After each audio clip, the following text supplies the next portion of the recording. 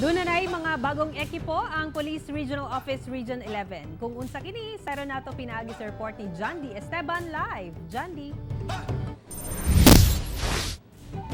Sara kapin 60 million pesos nga kantidad sa PNP equipment ang gi-turnover sa Provincial Police Offices sa Davao Region. Giapod-apod sa 5 ka Provincial Police Office sa Davao Region ang mga bag-ong ekipo sa PNP.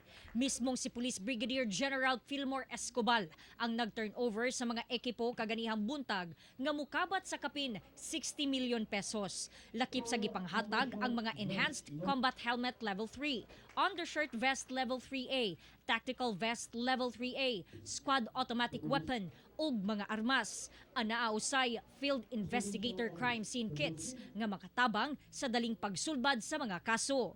Ang RMFB-11 nakadawat usab og 2 ka unit sa drone ug 1 ka unit sa truck. It will increase the productivity of our policemen in terms of the police services na among gina-provide. Usa sa mga nahatagan mao ang Davao Occidental Provincial Police Office. Nakatanggap po tayo ng isang motor galing sa NHQ papunta po sa Balot Island. Napakahirap po ng pagpapatupad ng ating kapulisan doon, lalo na yung pagpunta-punta sa mga lugar-lugar. Ngayon po is makakapagpatupad pa po na lalo ng ating trabaho.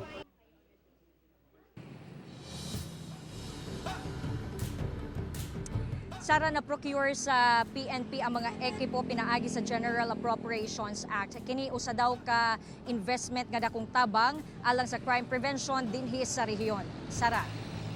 Okay, daghang salamat, John D. Esteban.